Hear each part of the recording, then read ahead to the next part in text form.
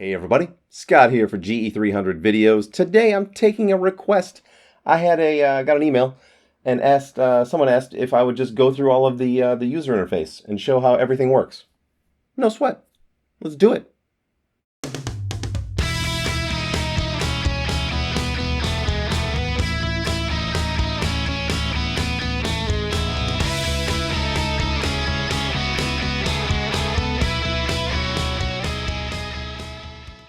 Alrighty, here we are at the GE300. First things first, it's got separate outputs for the XLRs and the quarter inch, which I thoroughly enjoy because what I do is I run both of the XLRs right up here out into the Zoom H4n for recording of the guitar.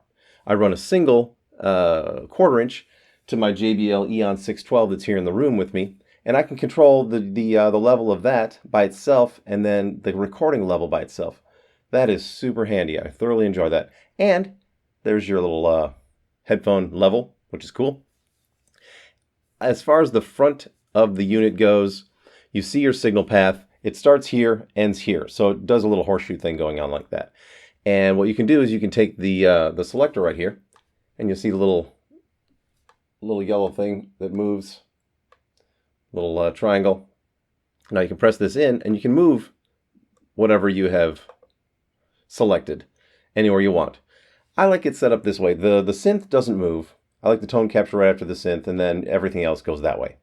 I rarely use a wah, but I will be making some wah presets for sure in the future. I rarely use compression as well, because I find it to be a bit of a noisemaker, frankly.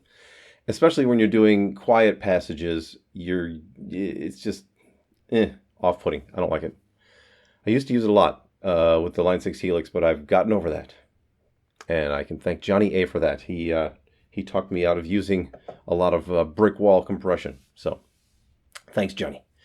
So the next thing, moving on, your Distortion Overdrive. Now you've got all of your effects right here in a row. All of these little buttons will go to a certain effect. That's your synth, the compression, wah, and then when you do, it'll turn them on, so you gotta turn them off until the light's off. Effects A is next in the line. And then go back to your display button right here to see what's going on with the signal path. Hit the display again, you can see what's going on with your switches. So right now you can see that my Distortion Overdrive is turned on, now it's off. Effects B was on, delay was on, and so I've got 4 effects up here and then presets down here. And I find that to be a really easy way to use the GE300. And unless they come out with something that is similar to the scenes on a fractal unit or the snapshots of the Line 6 Helix, this is the way that I'm going to run it until then. So if they do or if they don't, it doesn't really matter. But right now I've got access to these 4 presets. Hitting the bank up and down buttons will allow me to move through the separate banks, and then I can choose the preset that I want, which is great. Go back to the display button, you can see your signal path again. And so that's the bottom line. It's got everything, you know, distortion, amp, cabinet, noise reduction, tone capture, EQ, effects B, effects loop. There's an effects loop built in, delay, reverb, and volume.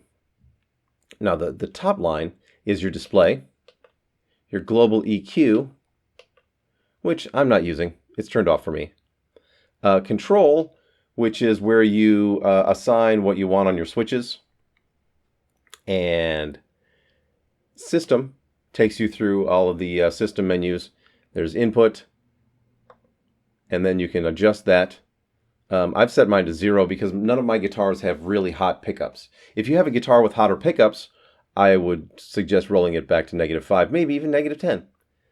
But, and if you use vintage sounding pickups or vintage output pickups, you would probably want to roll it up a little bit. So there's that. Let me get back out of that. Now the output. Let's see what the output does.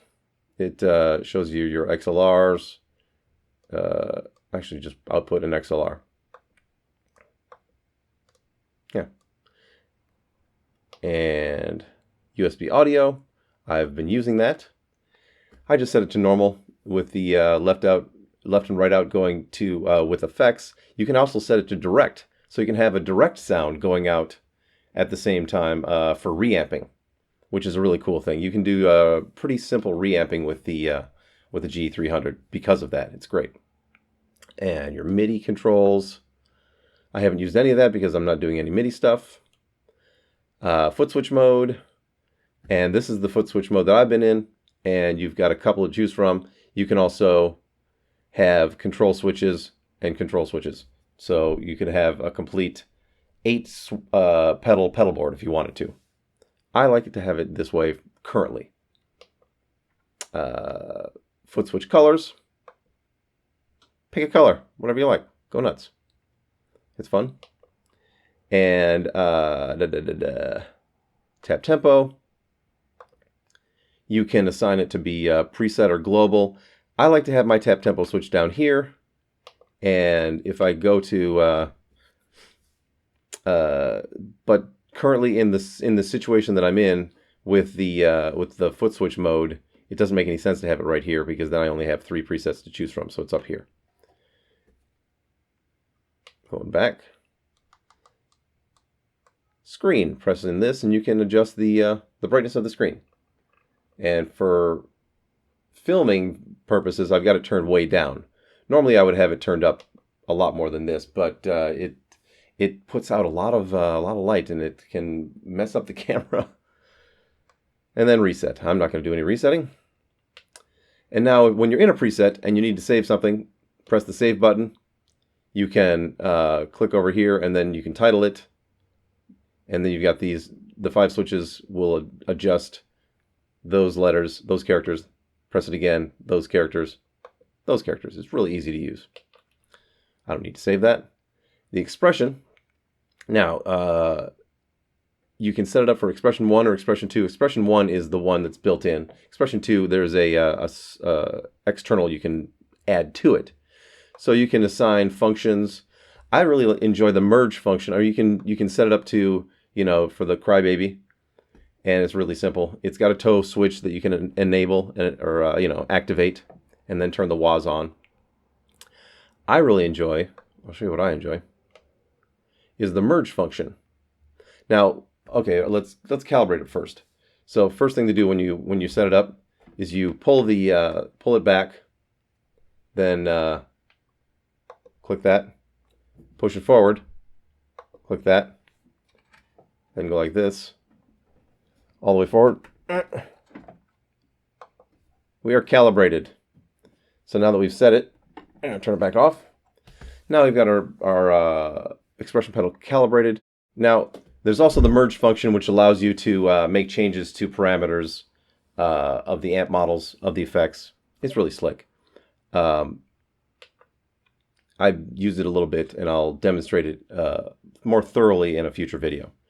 Now, there's also, what else do we have here? When we're on the synth or whatever we're on with the little yellow thing here, little yellow triangle, it shows us like a little ticker tape of all the settings. So we don't have to actually go into that to see what's going on. Just hit these left and right arrows, and we can see all the parameters that are happening with that particular block. And then, when you're inside of a block or an effect or an amp, these are assigned to, blah, blah, blah. Here's what's going on.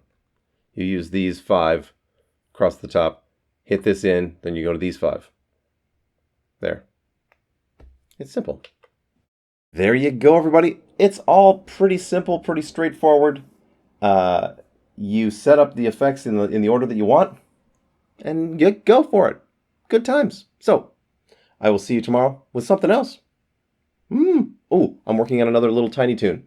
So I'll show you the presets that I used to make that in depth, and then show you how I made my bass guitar sound, which is a surprisingly good bass sound. So, come on back tomorrow. I'll see you then. Don't forget, subscribe, share, like, all that stuff. You can go to my website. There's a link in the description. You can purchase presets. I think so far the only presets up there are for the Line 6 Helix. Soon, I will have some for the GE300. I promise. So, I'll see you tomorrow. And until then, Rock on.